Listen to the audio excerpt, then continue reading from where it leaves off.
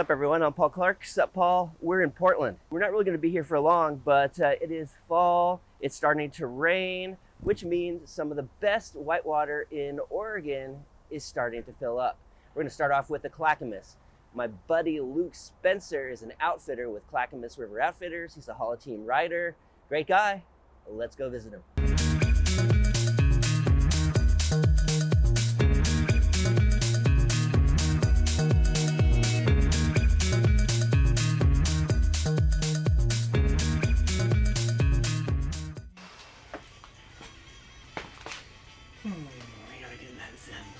This is recording. My name is Luke Spencer. I'm from Estecada, Oregon. My time as a paddler over the last 20 or so years encompasses everything from a sponsored paddler to a sales rep to owning a shop. I also have organized events in the Northwest for the last 20 years. You used to organize the Northwest Creeking competition for about 7 years. And I currently am involved in organizing the Upper Clackamas Whitewater Festival. When I first started seeing the stand-up paddleboard craze that hit back in the mid-2000s, like many other paddlers, I naysayed it. I was like, oh, I would never do that. The first time I ever tried a paddleboard, I used a buddy's board. It was a surf-style composite board. He took it to the river. I stood on it once in the river, and it was like, not for me. Many years later, up at the Upper Clackamas Whitewater Festival, I got the chance to take a board designed to go down the river.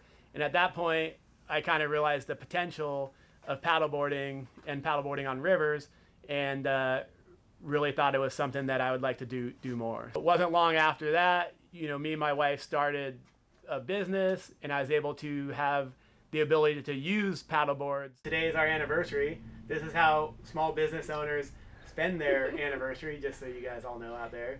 We started with one rental location, on-water rental location, grew to 2 on-water rental locations, and now currently 5 years later, we have the 2 on-water locations and 1 retail/rental store where we sell everything from paddleboards to whitewater kayaks and all the accessories for those things. Clackamas has paddling 365 days a year on the river, and 365 days of paddling on the lake.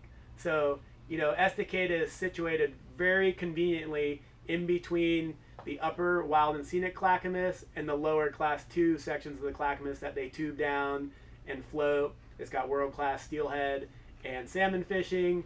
And then beyond that, there's 2 reservoirs broken up by dams that allow people to get on flat water kayaks, flat water paddleboards. Other than it's 365 days a year of paddling, and it's amazing class 2 stretch for beginners, the amazing class 3-4 stretch for intermediates and experts. We have the water quality here is amazing. You have crystal clear mountain fed water running through Wild and Scenic Canyon on the upper stretch, and then on the lower stretch below Estecada we have amazing recreation for folks that aren't advanced river runners and paddling enthusiasts. If you're looking to go tubing or go fishing, all that stuff is down there on the lower stretches. Another thriving part of the Clackamas out here is the raft scene. So there's about 5 or 6 companies that operate raft trips on the upper and lower. The majority of the raft trips take place on the wild and scenic stretch, and they operate basically from spring until September 1st. So I'm going to film you just talking about the Clackamas River. So this is the takeout at milepost 33, or what we call Memaloose. And this is the takeout for a really fun class 2+ sup run. So yeah, you can go up from here a few miles up to Moore Creek if you want a nice, class 2 run, or put in about a mile above that, add on an extra 20 minutes, and you can run from milepost 37 or Toilet Bowl. And you get to go through Bob's Hole, and you can look up and see Toilet Bowl, something that you might venture up to after you're comfortable running some of this lower stuff. I think Toilet Bowl is probably the most challenging rapid on this Three Lynx section. I really enjoy it. It's kind of, you come into it and you see, a nice horizon line. It's got it all kind of flumes down to one side, and it's got some really nice big mackin' waves at the bottom that you can kind of traverse around. Or if you're feeling frisky, you can drop right into them. probably my favorite rapid on the run. When the river comes up, like maybe 3,000 to 4,000, it's a very, very challenging rapid because it's got two big macking waves right where you go that are about, overhead height, and it's pretty hard to get through those guys. Sometimes we skim to the right of them and try to, go between the right cliff and the big waves, but often they'll just kind of suck you in right into them. But yeah, good times out here on the Clackamas. We're gonna head up to the Kallawash River. Kallawash is a tributary, actually the biggest tributary of the Clackamas, and it's got some nice sections. And also where we're headed up on the Kallawash is the same way you'd go if you were looking to visit Bagby Hot Springs while you're here.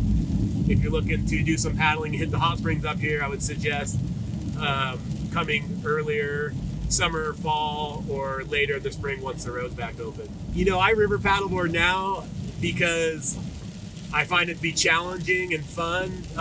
It allows me to, after paddling, I started paddling when I was like 17. I'm 40, gonna be 41 this March.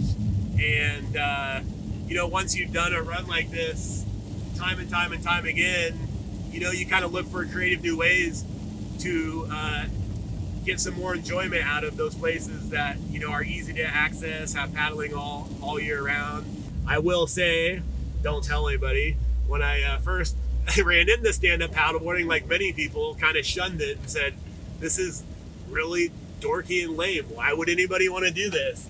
The first place I really ever did it was the Upper Clackamas Whitewater Festival, and people just brought the boards up there. I think NRS was the ones at the time that did it. They had these kind of real big stable boards, and they were just basically telling people to jump on them, and the Clackamas is kind of one of those events where, yeah, it's kind of serious, but yeah, it's really fun and nobody really cares. I mean, we have like an inner tube slalom, for crying out loud, so we're just there to have fun, and I'm not opposed to having fun, and it seemed like it would be pretty fun. And it was years later, after there was a time in my paddling when maybe cool was more important than actually the fun of everything.